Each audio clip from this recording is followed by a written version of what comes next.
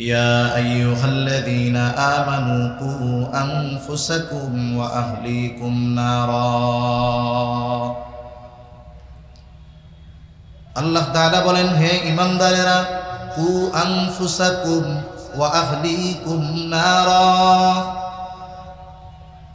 হে ঈমানদারেরা, তোমরা নিজে জাহান্নামের আগুন থেকে বাঁচো, তোমার অধীনস্থদেরকেও জাহান্নামের আগুন থেকে বাঁচাও।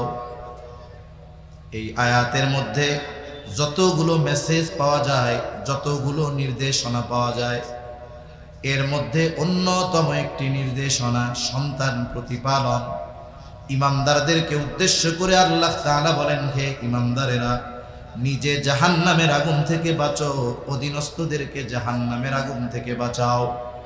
কেমন করে জাহান্নামের আগুন থেকে বাঁচতে হবে? বলে, ঈমান তো এনেছি আল্লাহ তাআলার আদেশ নিষেধ বিধিবিধান মান্য করার মাধ্যমে নিজেকে জাহান্নামের আগুন থেকে বাঁচাতে হবে। আর আমার আপনার অধীনস্থ যারা আছে তাদেরকে দ্বীনের উপরে পরিচালিত করার মাধ্যমে তাদেরকে জাহান্নাম থেকে বাঁচানোর চেষ্টা করতে হবে। এই আয়াতের মধ্যে যতগুলো মেসেজ আমাদের জন্য আছে, এর মধ্যে অন্যতম একটি মেসেজ হলো সন্তানকে দ্বীনের উপরে প্রতিপালন করা, সন্তানের দ্বীনি তারবিয়াত। এই আয়াতে আল্লাহ তাআলা আমাদের জন্য আবশ্যকীয় করে দিয়েছে। সাথে সাথে রাসূলুল্লাহ সাল্লাল্লাহু আলাইহি ওয়াসাল্লাম বলেন,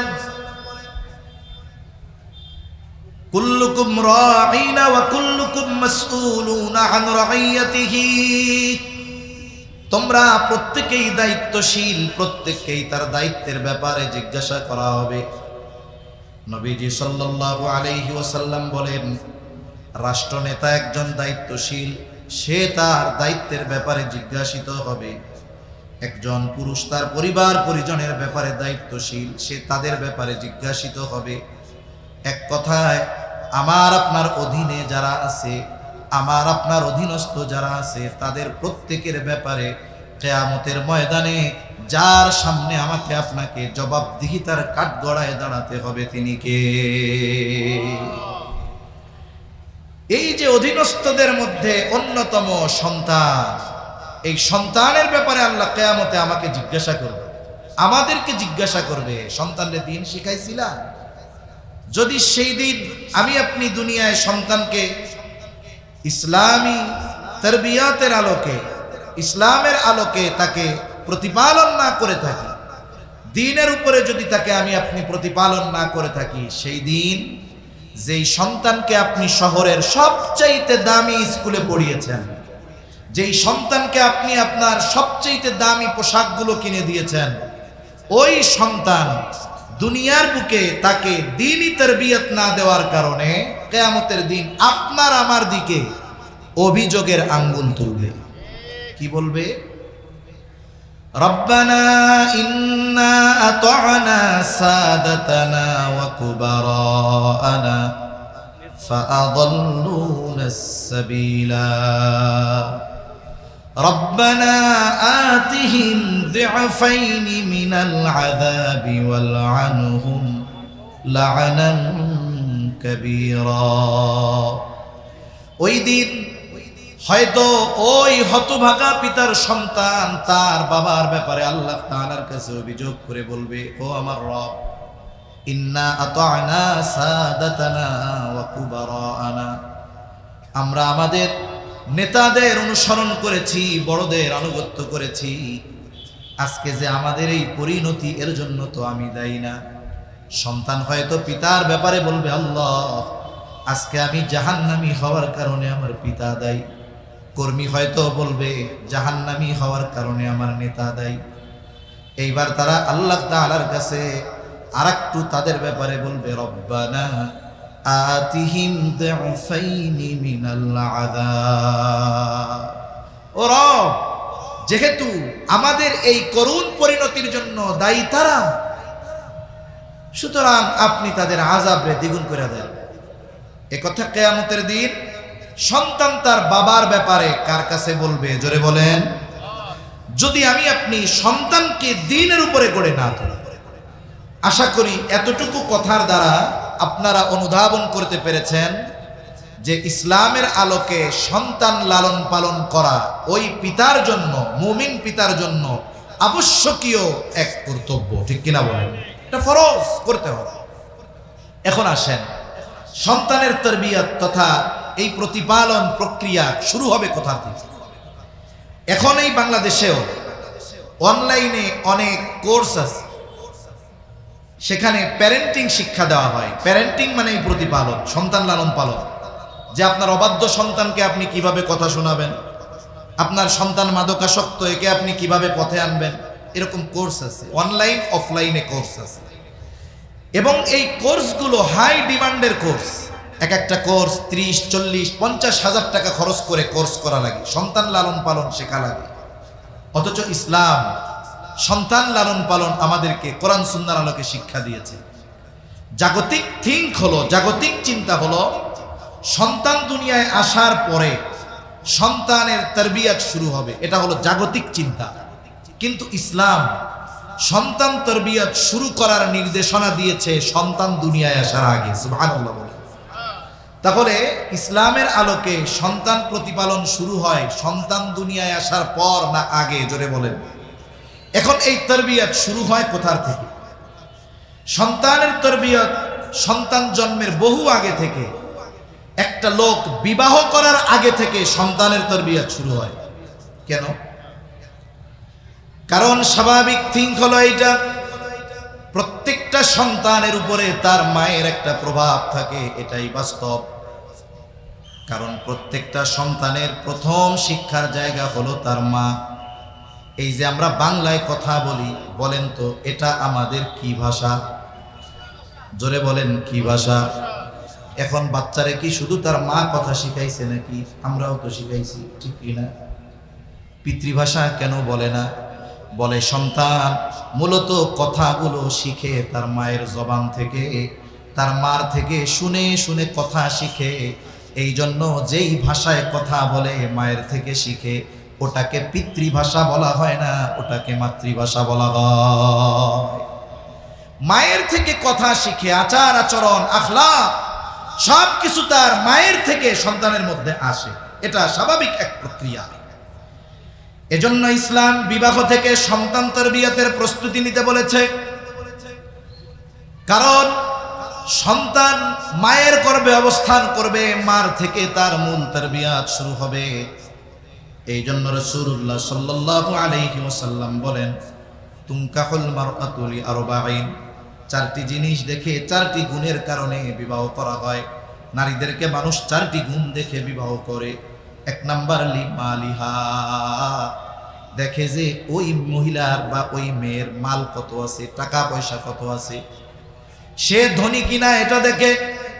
এরপরে দেখে ওয়ালি হাসাবিহা, দেখা হয় যে তার বংশ কেমন, নসল কেমন, উচ্চ বংশীয় কিনা। এরপরে দেখা হয় তার সৌন্দর্য, জামালিহা, তার সৌন্দর্য কেমন। এরপরে 4 নম্বরে নবীজি সাল্লাল্লাহু আলাইহি ওয়াসাল্লাম বলেন ওয়ালিদিনিহা, তবে দ্বীনের ব্যাপারে নবীজি বলেন ফাযফার বিযাতিদ্দীন, তোমরা দ্বীনকে প্রাধান্য দাও।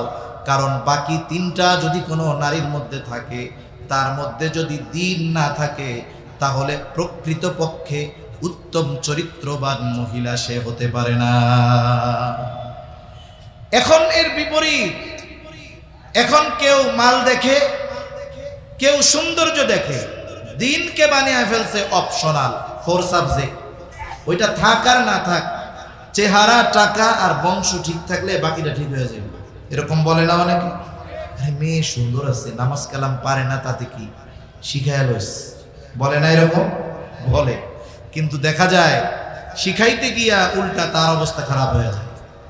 এজন্য এই 4 গুণ যদি একজনের মধ্যে থাকে সেটা তো ভালোর উপরে ভালো, কিন্তু বাকি 3টা আছে, দ্বীন নাই, সব জায়গায় গণতন্ত্রের স্লোগান চলে না। যদি এই চিন্তা করি যে 4 ভাগের 3 ভাগ তো তার মধ্যে পাওয়া গেছে, দ্বীন নাই, তাতে বেশিরভাগ গুণ তো আছে, কিন্তু দ্বীন হলো এমন এক গুণ, বাকি 3টা যদি নাও থাকে, ওই মেয়ে যদি দ্বীনদার হয়, তাহলে আশা করা যায় তার সন্তান একজন দ্বীনদার সন্তান হবে, ঠিক কিনা বলেন? এজন্য সন্তান তারবিয়াতের প্রথম ধাপ হলো বিবাহের মাধ্যমে শুরু হয়।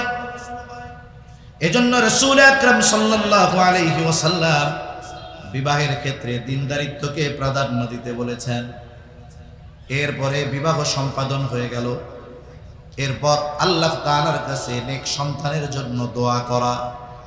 সন্তান মাতৃগর্ভে আসার আগেই সন্তানের জন্য, নেক সন্তানের জন্য আল্লাহ তাআলার কাছে দোয়া করা, এটা পয়গম্বরদের সুন্নাত, পয়গম্বরদের আমল। নেক সন্তানের জন্য দোয়া করা আল্লাহ কোরআনুল কারীমের মধ্যে দোয়া শিখায়া দিয়েছে। আল্লাহ তাআলা শিখায়া দেন, রব্বানা হাব লানা মিন আজওয়াজিনা ওয়া যুররিয়াতিনা কুররাতা আ'য়ুন ওয়াজআলনা লিল মুত্তাকিনা ইমামা। আল্লাহ তাআলার কাছে এমন সন্তান স্ত্রী কামনা করা যা আমাদের চক্ষু শীতলকরণের কারণ হবে। এই দোয়া সন্তান দুনিয়ায় আসার আগেও করতে হবে, পরেও করতে হবে। আবার অনেক সময় বিবাহ হয়েছে, সন্তান হয় না। মূলত বলেন তো, সন্তান দেওয়া না দেওয়ার একমাত্র ক্ষমতা কার? জোরে বলেন কার? আল্লাহ তাআলা। আল্লাহ যদি চান বুড়াকালেও সন্তান দিতে পারে, আর আল্লাহ যদি না চান সুস্থ সবল ব্যক্তিকেও সন্তান বঞ্চিত করে। অনেক সময় অনেকে আবার অতি আবেগে আপ্লুত হয়ে দেখা যায় যে সন্তানের আশায় এমন কিছু কাজ করে বসে যার দ্বারা তার ঈমান নষ্ট হয়ে যাওয়ার মতো অবস্থা হয়ে যায়। করে কি করে না? ওই মাজারে গিয়ে, ওই জায়গায় গিয়ে মানত করবে, বাবার কাছে চাইবে। কিন্তু সন্তান দেওয়ার ক্ষমতা কার? আল্লাহ রাব্বুল আলামিন বলেন, ইয়াহাবু লিমান ইয়াশাউ ইনাসা ওয়া ইয়াহাবু লিমান ইয়াশাউ যুকুর আও ইউযাওবিজুহুম যুকরানা ওয়া ইনাসা ওয়া ইয়াজআলু মান ইয়াশাউ আকিমা। আল্লাহ তাআলা যাকে চান তাকে ছেলে সন্তান দেন, আল্লাহ তাআলা যাকে চান তাকে কন্যা সন্তান দেন, আবার যাকে চান আল্লাহ তাআলা উভয়টাই দেন। আবার আল্লাহ তাআলা যাকে চান ওয়াজআলু মান ইয়াশাউ আকিমা। ডাক্তার কোনো রোগ ধরতে পারে না, বলে আপনারা তো সুস্থ, আমি কি করব, সব ঠিক আছে। কিন্তু আল্লাহ চায় না, এই জন্য সন্তান হয় না। আছে না নাই? এজন্য সন্তান যদি না হয় চাইবো কার কাছে? জোরে বলেন। সাথে সাথে আল্লাহ তাআলার কাছে দোয়া অব্যাহত রাখতে হবে। পয়গম্বর আলাইহিস সালাম নেক সন্তানের জন্য আল্লাহ তাআলার কাছে দোয়া করছে। হযরত জাকারিয়া আলাইহিস সালাম বার্ধক্যে উপনীত হয়ে গেছে, স্ত্রীও বুড়া হয়ে গেছে, সন্তান হয় না। ওনার কাছে যে মারিয়াম আলাইহিস সালামকে রেখে আসা হয়েছিল, ওনার জন্য বাইতুল মুকাদ্দাসে আলাদা কামরা। আল্লাহ তাআলা এক নিদর্শন মারিয়াম আলাইহিস সালামের জন্য বিশ্ববাসীর কাছে প্রেরণ করবেন, এটা আল্লাহর ইচ্ছা ছিল। পিতাবিহীন গর্ভে সন্তান, গর্ভে যখন সন্তান আছে স্বাভাবিক ডাক্তার কি বলে, ভালো কিছু ভালো ভালো খাওয়াইবেন, বলে না এরকম? যে মা যখন খাবে এর থেকে গর্ভের বাচ্চা পুষ্টি লাভ করবে। এখন তো খাবার ভালো দরকার। মারিয়াম আলাইহিস সালামের গর্ভে সন্তান। মাঝে মধ্যে জাকারিয়া আলাইহিস সালাম মারিয়াম আলাইহিস সালামের ঘরে যায়। যখনই যায় তখনই গিয়া দেখে হরেক রকমের ফলমূল, যেটা যেই সিজনে পাওয়া যায় না ওই সিজনে সেই ফল। শীতের ফল গরমে, গরমের ফল শীতে। এই দৃশ্য দেখার পর জাকারিয়া আলাইহিস সালামের অন্তরের মধ্যে একটা কথা আসলো, আহারে, যেই আল্লাহ গরমের ফল শীতের সময় খাওয়াইতে পারে, শীতের ফল গরমে খাওয়াতে পারে, সেই আল্লাহ আমাকেও বুড়াকালে সন্তান দিতে পারে। এখন ওনার মনের মধ্যেই চিন্তা আসছে, ওই রুমের মধ্যে যাইয়া এই চিন্তা আসছে, ওই জায়গায় দোয়া করা শুরু করছে। আল্লাহ তাআলা সেই দোয়ার খবর জানায় দেন, হুনালিকা দাআ জাকারিয়া রাব্বাহ ক্বালা রাব্বি হাবলি মিন লাদুনকা যুররিয়াতান তাইয়্যিবাহ ইন্নাকা সামিউদ দুআ। ওই জায়গায় জাকারিয়া আলাইহিস সালাম রবের নিকটে দোয়া করে বলে, হে আমার রব, আমাকে আপনার নিকট হতে পবিত্র বংশধর দান করেন। তাহলে পবিত্র সন্তান, নেক সন্তান জাকারিয়া আলাইহিস সালাম যার কাছে চেয়েছেন তিনি কে? মানে উনি তো বুড়া, চিন্তা করেছে সন্তান হবে না, কিন্তু যখন দেখছি গরমের ফল শীতে, শীতের ফল গরমে, তাহলে এই আল্লাহ যুবনকাল লাগবে না, বুড়াকালেও সন্তান দিতে পারে, এই আশায় দোয়া করছে। আল্লাহ তাআলা ওনারে একটা নেক সন্তান দান করেছে, ইয়াহইয়া আলাইহিস সালাম। সুবহান। মুসলিম মিল্লাতের পিতা ইব্রাহিম আলাইহিস সালাম দোয়া করছে, বুড়াকাল, 90 কোটায় বয়স, কোন তাফসিরে আসছে 86 বছর বয়সে আল্লাহ ওনারে সন্তান দিছে। কি দোয়া করছে? রব্বি হাবলি মিনাস সলিহিন, আয় আল্লাহ আপনি আমার একটা নেককার সন্তান দান করেন। মুফাসসিরিনে কেরাম বলেন আল্লাহ তাআলার কাছে ছেলে সন্তান কামনা করা এটা ইব্রাহিম আলাইহিস সালামের সুন্নাত। এখন আপনি চাইছেন ছেলে, আল্লাহ দিছে মেয়ে, মুখটারে পেশার মতো বানানো যাবে নাকি? জোরে বলেন যাবে?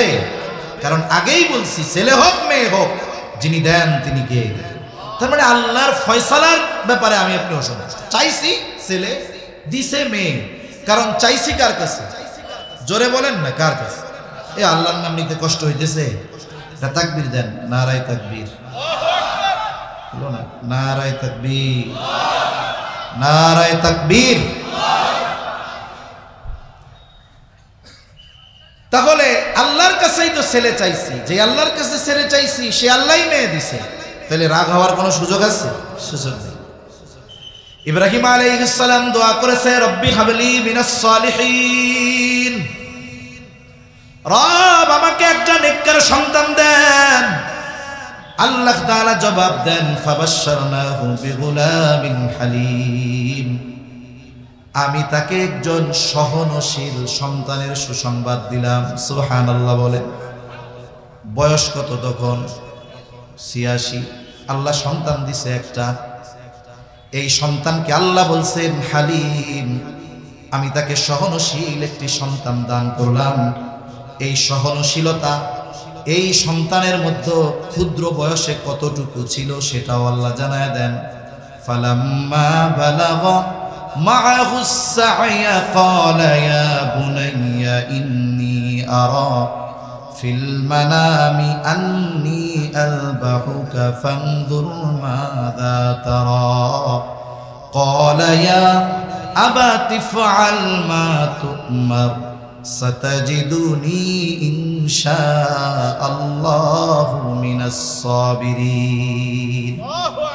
ইব্রাহিম আলাইহিস সালামের সন্তান ইসমাঈল আলাইহিস সালাম যখন পিতার সাথে চলার মতো বয়স হয়েছে, বিভিন্ন কাজে বাবারে সহযোগিতা করতে পারে।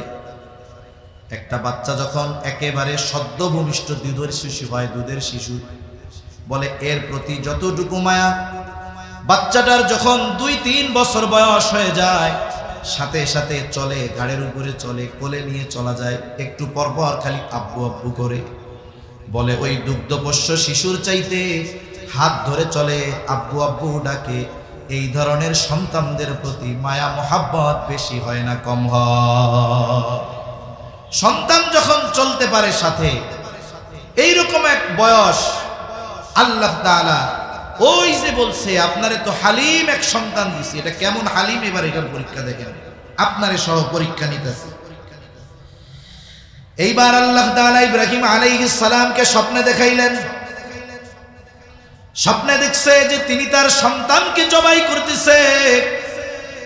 সন্তানের কাছে আইসা ইব্রাহিম আলাইহিস সালাম বলতেছে ইয়া বুনাইয়া ইন্নী আরা ফিল মানাম, হে আমার বৎস, আমি স্বপ্নের মধ্যে দেখলাম আন্নী আযবাহুকা, যে আমি তোমারে জবাই করতেছি। তার মানে তোমারে আমি জবাই করতেছি, স্বপ্নে দেখলাম।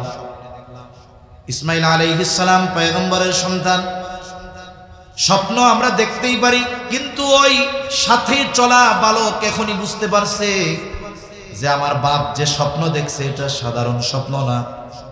কারণ নবীদের স্বপ্ন হলো ওহী, নবীদের স্বপ্ন হলো আল্লাহ তাআলার পক্ষ থেকে প্রত্যাদেশ।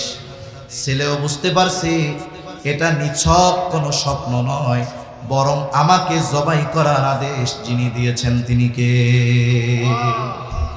ইব্রাহিম আলাইহিস সালাম বলতেছে, আমি তো স্বপ্নে দেখছি তোমারে জবাই করতেছে। ফানদুর মাযা তারা, এখন তুমি এই ব্যাপারে কি বলো, তোমার মতটা কি, তোমার সিদ্ধান্তটা কি? যদি বলতো যে আব্বা এই কাম কি কোনো বাপ ছেলের সাথে করে, এটা কি কোনো কাজ হইল? যদি বলতো, বলেন তো ইব্রাহিম আলাইহিস সালাম তাইলে বলতো নাকি যে তাইলে থাক জবাই টবাই করার দরকার নাই? করতো? ইব্রাহিম আলাইহিস সালাম তো তার সিদ্ধান্ত অটল, কিন্তু সন্তানকে জিজ্ঞাসা করে সন্তানের মনোভাবটা তিনি একটু বুঝতে চান। আল্লাহ বলছে, সংবাদ দিছি, ফাবাশশারনাহু বিগুলামিন হালিম, সহনশীল এক সন্তানের সুসংবাদ আমি তাকে দিলাম। কেমন সহনশীল সন্তান? সহনশীলতা হলো এমন এক গুণ, অনেকগুলো গুণের সমন্বয় একটা গুণ। সন্তানও সহনশীল, জবাব দিয়ে দিল, ক্বালা ইয়া আবাতি ফাআল মা তু'মার সাতাজিদুনি ইনশাআল্লাহু মিনাস সাবিরিন।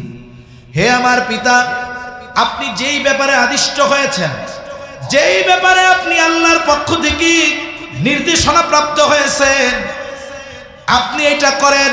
ইয়া আবাতি ফাআল মা তু'মার, আপনাকে যা আদেশ করা হয়েছে আপনি সেটা করেন, আমারে জবাই করেন, টেনশন করেন না। সাতাজিদুনি ইনশাআল্লাহু মিনাস সাবিরিন, যে আপনি আমাকে ধৈর্যশীলদের অন্তর্ভুক্ত পাবে। এই যে এমন এক সন্তান, এটা ইব্রাহিম আলাইহিস সালামের দোয়ার ফসল। কিসের ফসল? জোরে কোন, জোরে জোরে, কিসের ফসল? দোয়ার ফসল। এই জায়গায় সন্তান আছে কাদের কাদের, একটু হাত উঁচা করেন। যাদের যাদের সন্তান আছে, ছেলে হোক আর মেয়ে হোক, আপনার সন্তান দুনিয়ায় আসার আগে আল্লাহর কাছে এই দোয়াটা করছেন, এরকম দুই একজন আছেন? মিথ্যা কথা কইেন না। আলহামদুলিল্লাহ 2-3 জন পাইছি, নামান হাত, মাশাআল্লাহ। তাহলে দেখুন, ইব্রাহিম আলাইহিস সালাম সন্তান দুনিয়ায় আসার আগে আল্লাহ তাআলার কাছে দোয়া করছে কি, যে আমার একটা নেককার সন্তান। সন্তান দুনিয়ায় আসে নাই, কিন্তু এই দোয়া করাটাও সন্তান তরবিয়তের অন্যতম একটি গুরুত্বপূর্ণ অংশ, যার প্রমাণ ইসলাম থেকে, আমাদের মুসলিম মিল্লাতের পিতা ইব্রাহিম আলাইহিস সালাম থেকে। এজন্য সন্তানদের জন্য আমরা দোয়া করি। যাদের হয় নাই সেও দোয়া করবে, যাদের হয়েছে সন্তানের জন্য সেও দোয়া করবে। এই সন্তানের জন্য দোয়া করার শিক্ষা আল্লাহ দিয়েছেন। পয়গম্বর আলাইহিস সালাম আমাদেরকে সন্তানদের জন্য দোয়া করা শিখিয়েছেন। তাহলে তারবিয়াতের প্রথম অংশ কি? একজন নেককার মেয়েকে বিবাহ করা। 2 নম্বর, সন্তান দুনিয়ায় আসে নাই, কিন্তু আগের থেকেই সন্তানের জন্য নেক দোয়া করতে থাকা, আল্লাহ তাআলার কাছে নেক সন্তান চাওয়া। এরপরে সন্তান দুনিয়ায় আসলো, আসার পরের তারবিয়াত কি? সন্তানের হুকুক সমূহ যেগুলো আছে, হকগুলো তো আদায় করবে, সাথে সাথে আরো তার জন্য কি করণীয় আছে, এটাকে আমরা 3 ভাগে ভাগ করব। অল্প সময়ের মধ্যে কথা শেষ করে দিতে হবে, কারণ সবাই উপস্থিত। প্রথম বিষয়টা হলো সন্তান তরবিয়তের মৌলিক যে বিষয়টা, সেটা হলো তাওহীদ ও ঈমানের ভিত্তি সুদৃঢ় করতে হবে। আমাদের যে সন্তানেরা দুনিয়া আসছে, শিশু মননে ঈমানের বীজ, তাওহীদের বীজ বপন করে দিতে হবে। আমি আপনি যদি অপেক্ষায় থাকি যে সন্তানের বয়স তো 3 বছর 4 বছর, ওইটা তো নাবালক, আল্লাহই তো ওর কোনো পাপ লেখে না, তাহলে আমরা এত বাড়াবাড়ি করে লাভ কি? 12 বছর হোক, এরপরে নামাজ শিখাবো না, এরপরে দিন শিখাবো না। যদি এই চিন্তা যদি কেউ করে সন্তানকে রেখে দেয়, তাহলে ওই কুমারের মতো হবে। কুমার যে হলো মাটি দিয়া জিনিসপত্র বানায়, আছে আপনাদের এদিকে? এই মাটিরে আগে নরম করে, কত প্রসেসিং করার পরে একটা চাকার মধ্যে, চাকার উপরে মাটিটাকে রেখে তার হাতের নৈপুণ্যতাকে কাজে লাগিয়ে মাটি দিয়ে কত সুন্দর সুন্দর জিনিস তৈরি করে, ঠিক কিনা বলেন? যে এই নৈপুণ্যতার অধিকারী নয়, তাকে যদি সুন্দর মাটি দেওয়া হয়, আমার দিয়ে যদি কয় হুজুর এক গ্লাস বানায় দেন, আমার দ্বারা সম্ভব? কেন নয়? বলে ওই কাজ করার যোগ্যতা আমার মধ্যে নাই। কুমার যদি তার হাতের নৈপুণ্যতা প্রদর্শনের মাধ্যমে মাটির সুন্দর সুন্দর তৈজসপত্র বানাতে চায়, তবে মাটিটা নরম হতে হবে। ওই কুমার যত অভিজ্ঞতা সম্পন্ন হোক না কেন, যদি কুমারের সামনে শক্ত মাটি এনে দেওয়া হয়, সে যতই চেষ্টা প্রচেষ্টা করুক না কেন, তার যতই অভিজ্ঞতা থাকুক না কেন, ওই শক্ত মাটি দিয়া একটা গ্লাসও সে বানাতে পারবে না। কুমার ওই সময় কেন বানাতে পারে? বলে ওই সময় মাটিটা নরম থাকে। এই জন্য শিশুদের মনের অবস্থা ওই রকম কাদার মতো, ছোটবেলায় যেই ছাঁচে তারে গড়বেন, বড় হওয়ার পরে ওটাই হবে। শিশুদের মন হলো পাথরের মতো, লেখার ক্ষেত্রে শেখানোর ক্ষেত্রে পাথরের মতো। পাথরে যেমন খোদাই করলে মুছে যায় না, শিশু মরণে যদি তাওহীদ আর ঈমানের বীজ বপন করে দেওয়া যায়, ওর সামনে যত ফিতনা আসুক না কেন, ও কখনো বেঈমান হবে না। ঠিক কিনা বলে? এজন্যই তো হযরত লুকমান আলাইহিস সালাম, দাউদ আলাইহিস সালাম নবুয়তি পাওয়ার আগের মানুষ। হযরত লুকমান তিনি নবী ছিলেন না, অথচ হযরত লুকমানের সন্তানদেরকে করা নসিহতগুলো আল্লাহ তাআলার কাছে কত পছন্দনীয় হয়েছে যে আল্লাহ তাআলা হযরত লুকমানের সন্তানদেরকে করা নসিহতগুলো উম্মতে মুহাম্মাদির জন্য ওহী কইরা নাজিল করেছেন। শুধু তাই না, হযরত লুকমানের নামে একটা সূরা আছে, ওই সূরার মধ্যে হযরত লুকমানের সন্তানদেরকে করা নসিহতগুলো আমাদের জন্য আল্লাহ তাআলা কোরআনুল কারীমের মধ্যে নাজিল করেছে। কেন করছে এটা? কারণ হযরত লুকমান তার সন্তানদের যেই তরবিয়ত দিয়েছে, এই তরবিয়তের প্রথমটাই তাওহীদ আর ঈমানের তরবিয়ত। আল্লাহ রাব্বুল আলামিন সূরা লুকমানের মধ্যে বলেন, وَإِذْ قَالَ لُقْمَانُ لِابْنِهِ وَهُوَ يَعِظُهُ يَا بُنَيَّ لَا تُشْرِكْ بِاللَّهِ إِنَّ الشِّرْكَ لَظُلْمٌ عَظِيمٌ। হযরত লুকমান তার সন্তানকে বলতেছে, আল্লাহ তাআলা বলেন তার সন্তানরে, হযরত লুকমান তার নিজ সন্তানরে ওয়াজ করতেছে, ওয়াহুয়া ইয়াইদুহু, সন্তানরে ওয়াজ করতেছে, ইয়া বুনাইয়া লা তুশরিক বিল্লাহ, হে আমার বৎস তুমি আল্লাহ তাআলার সাথে শিরিক কইরো না। এই যে তাওহীদের শিক্ষা, আল্লাহর একত্ববাদের শিক্ষা, তরবিয়ত সন্তানকে দিচ্ছে হযরত লুকমান। কেন শিরিক করবা না? ইন্নাশ শিরকা লাযুলমুন আযীম, কারণ শিরক হলো মহা জুলুম, মহা অন্যায়। আল্লাহ তাআলার সাথে শিরিক করা এটা শুধু জুলুম না মহা জুলুম? জোরে বলেন, কি জুলুম? মহা জুলুম, আল্লাহর সাথে শিরিক করা। যেহেতু কথার প্রসঙ্গে আসলে তাই একটু বলি যে একটা হলো জুলুম আর একটা হলো মহা জুলুম। মানুষের উপরে যে অন্যায় করে এটা সাধারণ জুলুম। শক্তিশালী দুর্বলের উপরে যেই জুলুম করে এটা সাধারণ জুলুম। তার মানে সবল কর্তৃক দুর্বলের যেই অধিকার নষ্ট করা এটা হলো শুধু জুলুম। আর মহা জুলুম হলো দুর্বল কর্তৃক সবলের হক নষ্ট করা। মনে করেন কেউ যদি আমারে আপনারে আইসা এখন বলে যে হুজুর একটা গুরুত্বপূর্ণ ঘটনা ঘটে গেছে, কি হয়েছে? এখন সে বলতেছে ওই যে ফায়ার সার্ভিসের সামনে একটা হাতি ছাগলরে পাড়া দিয়ে মেরে ফেলছে। বলেন তো এটা কি কোনো গুরুত্বপূর্ণ ঘটনা হলো নাকি? এটা তো স্বাভাবিক বিষয়, ঠিক কিনা? ছাগল যদি হাতির পাতলে পড়ে ওটা তো আলু ভর্তা হয়ে যায়। কিন্তু কেউ যদি আইসা বলে হুজুর ঘটনা তো একটা ব্যতিক্রম, কি হয়েছে? ছাগলে লাথি মাইরা হাতিরে মেরে ফেলছে। ঘটনাটা ঘটছে কি? লাথি মারছে ছাগল, তাহলে মরে গেছে হাতি। তাইলে এটা হলো মহা আশ্চর্য এক ঘটনা। হাতি যদি ছাগলকে মারে এটা স্বাভাবিক ঘটনা। সবল যখন দুর্বলের হক নষ্ট করে বলে এটা স্বাভাবিক জুলুম, এটা হয়। কিন্তু দুর্বল যখন সবলের হক নষ্ট করে তখন এটা মহা জুলুম হয়। আল্লাহ হলেন মহা সবল, মহা পরাক্রমশালী। ওর সাথে আমাদের দুর্বলতা কম্পেয়ার করারও কোনো সুযোগ নেই।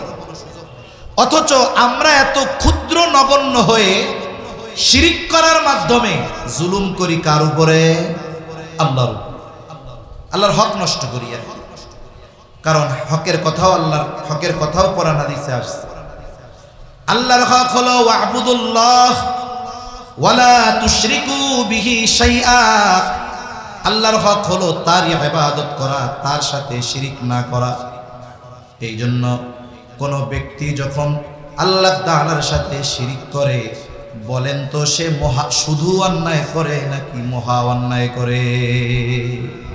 সন্তানকে এই যে তাওহীদ ঈমানের একত্ববাদের শিক্ষা দিতে হবে, যে আমার সন্তান আল্লাহর সাথে শিরিক করা যাবে না। আল্লাহ এক, আল্লাহ একক, তার সমকক্ষ গোটা সৃষ্টি জগতে কেউ নাই। সন্তানকে শেখাবেন। এখন কথা হইল, একেবারে 3 বছরের বাচ্চারে কিভাবে শেখাবো? বাচ্চা যখন একটু বড় হয়, আধুনিক জামানায়, তখন একটু মোবাইলের আকর্ষণ আসে, কিন্তু যখন 3-4 বছর বয়স থাকে তখন সে গল্প শুনতে চায়, ঠিক কিনা বলেন? আমরা বাচ্চাদেরকে গল্প শোনাই, কবিতা শোনাই। কি গল্প, কি কবিতা? বলে হাট্টিমা টিম টিম, তারা মাঠে পাড়ে ডিম, তাদের খাড়া 2টা শিং, তারা হাট্টিমা টিম টিম। আচ্ছা, এই জায়গায় কি 2-1 আছেন নাকি এই হাট্টিমা টিম টিম গুলারে দেখছেন? আছেন? সারা দুনিয়ায় একজনকেও খুঁজে পাওয়া যাবে না। তাহলে এই শিশু মননে ঈমান আর তাওহীদের বীজ কোথায়? আমরা তো শিশুর হৃদয়ে মিথ্যার বীজ বপন করে দিচ্ছি। এজন্য তাদেরকে আমরা আল্লাহর সৃষ্টির গল্প শোনাব। আল্লাহ তাআলা কেমনে এই দুনিয়া সৃষ্টি করছে, মানুষ কেমনে সৃষ্টি করছে, কি জন্য আল্লাহ আমাদেরকে সৃষ্টি করেছে, এই গল্পগুলোর মাধ্যমে আমরা আল্লাহর পরিচয় তার সামনে বারবার বারবার তুলে ধরব। কারণ আল্লাহর সৃষ্টি নিয়ে আলোচনা করলে ওর জায়গায় আল্লাহর পরিচয় পাওয়া যায়। কোনো ব্যক্তি যদি আল্লাহর সৃষ্টি নিয়ে চিন্তা করে, ফিকির করে, তাহলে ওই জায়গায় সে আল্লাহর পরিচয় পেয়ে যায়।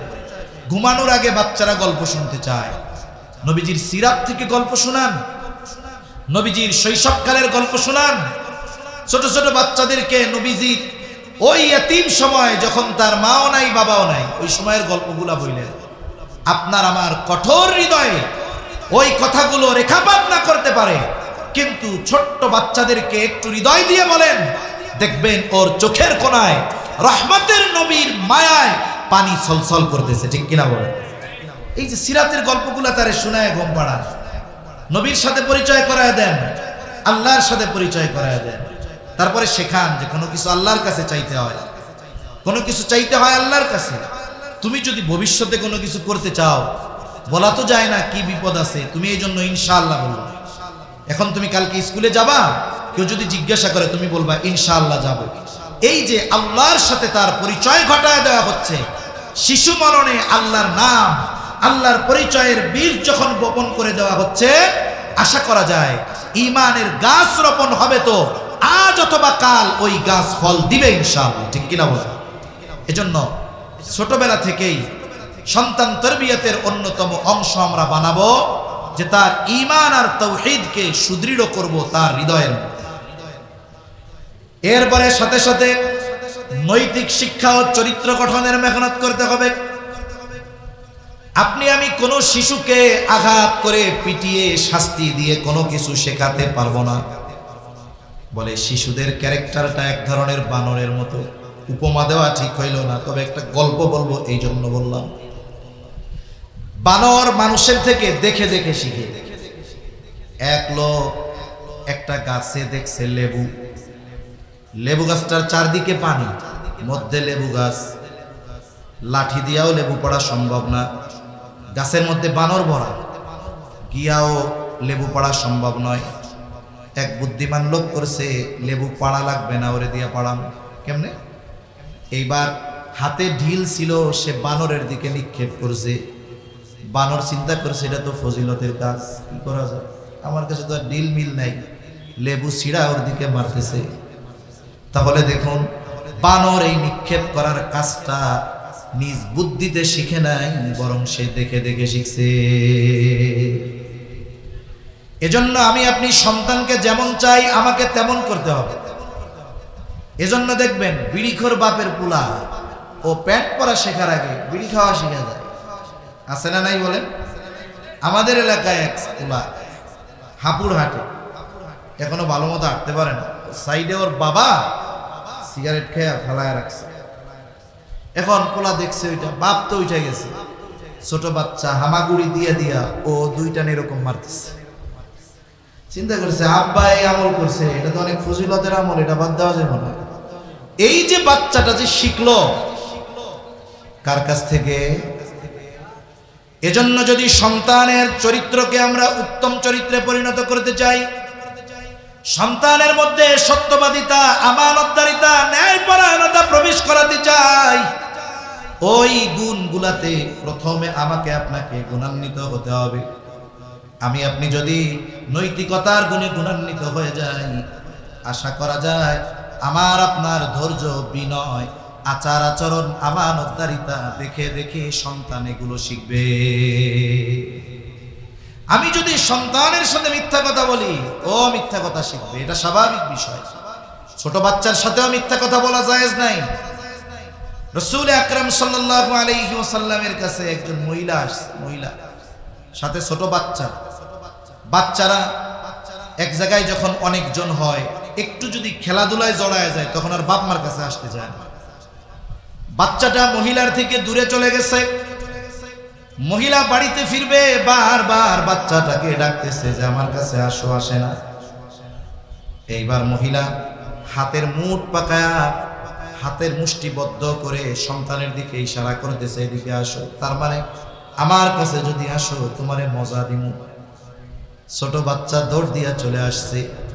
এবার হাতের মুঠ খুলে মহিলা ওই বাচ্চার হাতের মধ্যে একটা খেজুর দিয়ে দিছে।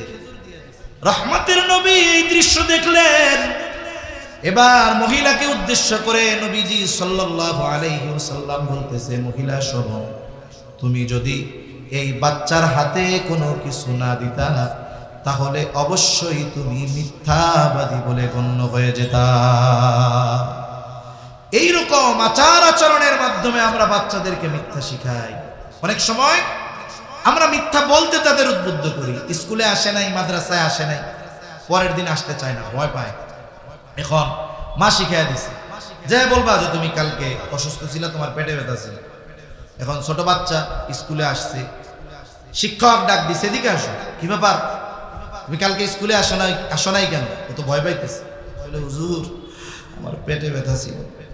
হুজুরও চালাক, শিক্ষকও চালাক, বলে তোমার যে পেটে ব্যথা ছিল তোমারে কে কইছে? হুজুর আমার আম্মু বলছে, হুজুর আমার পেটে ব্যথা ছিল। এই যে মিথ্যার বীজ মজার ছলে আমরা বাচ্চাদের হৃদয়ে বপন করে দিচ্ছি, এটা কখনোই আমাদের জন্য সমীচীন নয়।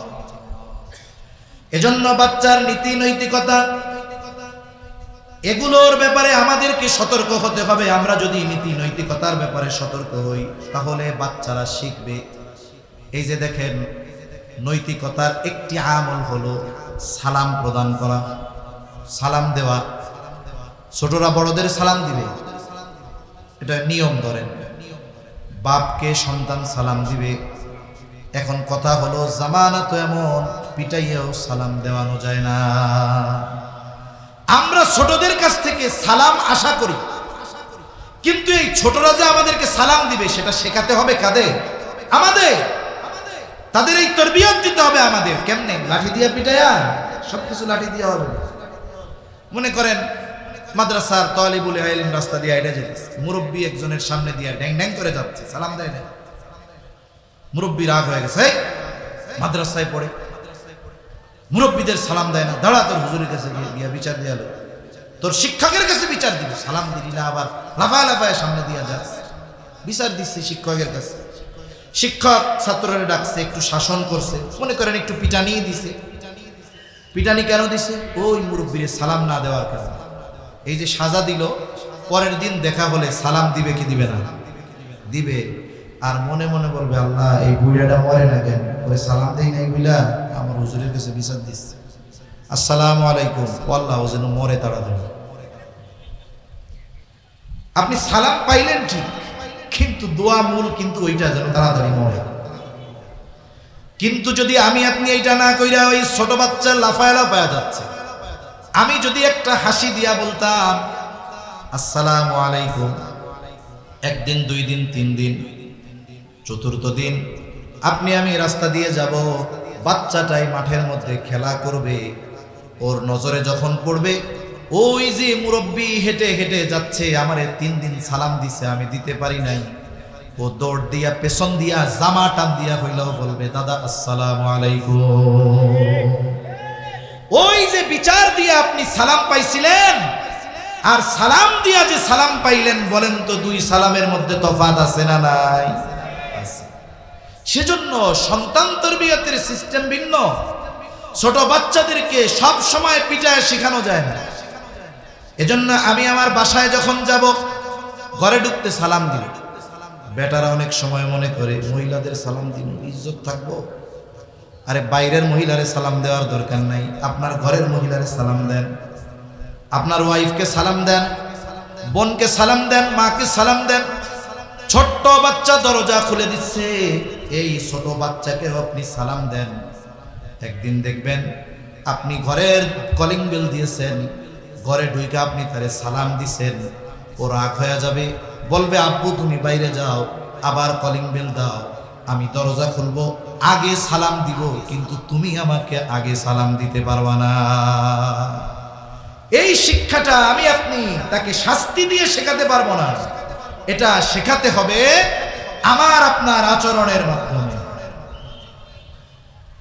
এরপরে তৃতীয় বিষয় যেটা, দ্বীনি শিক্ষা ও ইবাদতের প্রতি তাকে আগ্রহী করে তোলা। একটা হলো বয়স যখন হবে তখন সে আমল করবে, তবে মানুষ ওই কাজটাই করে যেই কাজের ব্যাপারে তার অন্তরে আগ্রহ পয়দা হয়। শিশু মননে ইবাদতের আগ্রহ জাগ্রত করতে হবে আগে। ছোটবেলায় জোর করে আপনি আমি তাকে ইবাদত করাতে পারবো না, কিন্তু ছোটবেলায় ইবাদতের আগ্রহ তার অন্তরে জাগ্রত করে দেওয়া যেতে পারে। এটার অনেক পদ্ধতি আছে। যেমন আপনি তাকে নামাজ শেখাবেন। নামাজ হাদিসের মধ্যে আসছে, তোমাদের সন্তানদের 7 বছর বয়সে নামাজের আদেশ দাও, 10 বছর বয়সে নামাজ না পড়লে প্রহার করো, আর 10 বছর বয়সে বাচ্চার বিছানাটা আলাদা করে দাও। এখন 7 বছর বয়সে নামাজের আদেশ, কোন জিনিসের আদেশ করার আগে ওই জিনিস তাকে শেখাতে হয়। 7 বছরে যদি আদেশ করতে হয়, 5 বছর থেকে তাকে শেখাতে হবে। নামাজ শেখাবো কেমনে? আমরা তো নফল সুন্নাত সব মসজিদের মধ্যে পড়ি, বাচ্চারা ঘরে থাকে। এই জন্য যদি সম্ভব হয় নফল সুন্নাত নামাজগুলো ঘরে পড়া, কারণ মহিলারা ঘরের অভ্যন্তরে নামাজ পড়ে আর পুরুষেরা ঘরের আলো খোলামেলা জায়গায় নামাজ পড়ে। কারো ঘরে যদি ছোট বাচ্চা থাকে, 2-3 বছরের বাচ্চা, দেখবেন ওর বাবা যদি নামাজে দাঁড়ায়, ওর দাদা যদি নামাজে দাঁড়ায়, ওর সারা গায়ে কোনো পোশাক নাই, ও উলঙ্গ, টুপিও খুঁজা পায় না। যখন টুপি পায় না, দেখা যাবে রান্নাঘর থেকে তরকারির বাটি মাথায় দিয়ে এসে কয় আল্লাহু আকবার। ঠিক কিনা বলে? এই যে আল্লাহু আকবার বলা শিখলো, আপনার আমার সাথে সেজদা দেওয়া শিখলো, পিটা নয়, বরং সে দেখে দেখে শিখলো। এই ইবাদতের আগ্রহ বাচ্চাদের মধ্যে দেখে দেখে পয়দা হয়। এজন্য বাচ্চারা যখন একটু বড় হয়, 4-5 বছর হয়, মসজিদে নেওয়ায় অভ্যস্ত হতে হবে।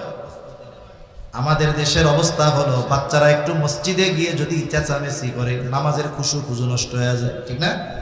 সামনের কাতারে অনেক মসজিদে অনেক মুসল্লি থাকে, কারো ছোট বাচ্চা যদি পিছনে একটু চেঁচামেচি করে, সালানটা ফিরে এরকম আস্তে আস্তে স্লো মোশনে তাকায়, চোখ গরম করে, ওই কার বুলারে প্যাডেরটা ধরে নিয়ে আইসে, সেই হ্যানতেন, নামাজের খুশু খুজু নষ্ট হয়ে গেল। আচ্ছা বলেন তো, নামাজ কি শুধু স্বাভাবিক সময়? যদি কোনোদিন জেহাদের ময়দানে যেতে হয়, নামাজ আছে না নাই? এখানে একদল পাহারা দিবে আর একদল নামাজ পড়বে। ওই সময় তো তলোয়ারের যুদ্ধ, এখন তো মারবে এক একটা অ্যাটম বোমা। তা আমি চিন্তা করি, ওনার যদি পোলাপানের কেরানিতে নামাজ নষ্ট হয়ে যায়, তাহলে যদি বোম পাশে পড়ে, তাহলে তো পায়খানা করে দিব ওই জায়গায়। ঠিক কিনা বলেন? বাইতুল্লাহ দেখবেন, হারামাইনে, মক্কা মদিনায়, সব আরবের মসজিদগুলোর মধ্যে ছোট ছোট বাচ্চারা দৌড়াদৌড়ি করছে। আচ্ছা আপনি গাছ লাগাইছেন, বাগান, কিন্তু কোনো পাখি কোনোদিন আসে না, এই বাগানের আসল মজা পাওয়া যাবে? কিচিরমিচির আওয়াজের কারণে মজা পাওয়া যাবে। এজন্য যেই বাচ্চা বুঝে, একেবারে ছোটটা না, 5-6 বছর বয়স, ওকে মসজিদে আনায় অভ্যস্ত হন, তাহলে কি হবে? একটা সময় 7 বছরে নামাজের আদেশ করা লাগবে না, ও ও পাক্কা নামাজি হয়ে যাবে ইনশাআল্লাহ। এইভাবে বাচ্চাদেরকে ইবাদতের প্রতি আগ্রহী করে তোলা। ছোট বাচ্চা রোজা ফরজ হয় নাই, রোজা রাখতে চায়। আলহামদুলিল্লাহ, আমাদের আজকের মাহফিলের অন্যতম আলোচক, বাতিলের আতঙ্ক, মুফতি লুৎফর রহমান ফরায়েজি হাফিজাহুল্লাহ ভাই চলে আসছে। আমি আর অল্প সময়ের মধ্যে আমার কথাগুলো শেষ করে দিতেছি। তাহলে যেই বাচ্চা 6 বছরের নামাজে অভ্যস্ত হয়ে গেছে, ওরে 7 বছরের নামাজের জন্য আদেশ করা লাগবে? লাগবে না। এই পরিবেশের একটা বিষয়। এই জন্য মাদ্রাসায় যারা পড়ে দেখেন, অনেক সময় 5 বছরের বাচ্চার নামাজের একাগ্রতা দেখে আমাদের লজ্জা লাগে। ছোট বাচ্চা কত সুন্দর ইবাদত করতেছে। এজন্য সন্তান প্রতিপালনের অন্যতম একটি বিষয় যে সন্তানকে ইবাদতের প্রতি আগ্রহী করে তোলা, সাথে সাথে দ্বীনি শিক্ষার ব্যবস্থা করা। দ্বীনি শিক্ষার ব্যবস্থা করা। আগে তো মাদ্রাসা মানে আমরা বুঝতাম যে মাদ্রাসায় পড়বে শুধু সবচাইতে বেরেন খারাপ যেটার এইটা, আর সবচাইতে গরিব মানুষ যেটা তার সন্তানটাকে মাদ্রাসায় দিবে। কিন্তু পারিপার্শ্বিক পরিস্থিতি এই ধরনের এলিট শ্রেণীর মানুষের চোখ কান খুলে দিয়েছে যে আমি যতই সম্পদ উপার্জন করি না কেন, আমার সন্তানদেরকে যদি বাস্তবিক অর্থে ভালো মানুষে পরিণত না করতে পারি, অঢেল সম্পদের মালিক হওয়ার পরেও বার্ধক্যকালে আমার উপার্জিত, আমার বানানো ওই 10 তলা বাড়িতে আমার জায়গা হবে না। এজন্য দেখেন প্রাইভেট মাদ্রাসাগুলো গড়ে উঠতেছে। আমাদের নূরে মদিনা মাদ্রাসা, আমাদের বিপ্লবী ভাইয়ের মাদ্রাসা, কত সুন্দর। সব ধরনের সব স্তরের মানুষেরা তাদের সন্তানদেরকে এখানে দ্বীন শেখার জন্য দিয়েছে। এজন্য সন্তান তরবিয়তের অন্যতম একটি ধারা হলো তাদেরকে আমলে আগ্রহী করা, সাথে সাথে দ্বীন শিক্ষা দেওয়া। আমি 3টা পয়েন্ট বলেছি বাচ্চারা দুনিয়ায় আসার পরে তরবিয়ত, এর আগে 2টা বলেছি, মোট 5টা। মূল কথা, সন্তান তরবিয়ত এটা চলমান এক প্রক্রিয়া, সন্তান দুনিয়া আসলেই করতে হবে তা না। 1 নাম্বার, বিবাহের সময় একজন উত্তম মা নির্বাচন, এটা হলো সন্তানের তরবিয়তের প্রথম ধারা। দ্বিতীয়, বিবাহের পরে নেক্সট সন্তানের জন্য দোয়া করা। তৃতীয়ত, সন্তান দুনিয়ায় ভূমিষ্ঠ হওয়ার পর কিছু হুকুক আছে, এগুলো আদায় করার পরে 3 নম্বরে যেই বিষয়টা, যখন সে একটু বড় হবে তার তাওহীদ ও ঈমানকে সুদৃঢ়করণের ব্যবস্থা গ্রহণ করা। 4 নম্বর, নীতি নৈতিকতা আদর্শের উপরে গড়ে তোলার ব্যবস্থা করা। 5 নম্বর, ইলমে দ্বীন ও ইবাদতের প্রতি তার আগ্রহ সৃষ্টি করা। যদি এই কাজগুলো আমরা করি তাহলে ওই সন্তান আল্লাহ প্রদত্ত এমন এক নেয়ামত আমার আপনার জন্য হবে, যেই সন্তান আমার জন্য দুনিয়া আখিরাতে সম্মানের কারণ হবে ইনশাআল্লাহ। আল্লাহ সুবহানাহু ওয়া তাআলা আমাদের কথাগুলো বুঝবার তৌফিক দান করেন। আমিন। ওয়া আখিরু দাওয়ানা আলহামদুলিল্লাহি রাব্বিল আলামিন।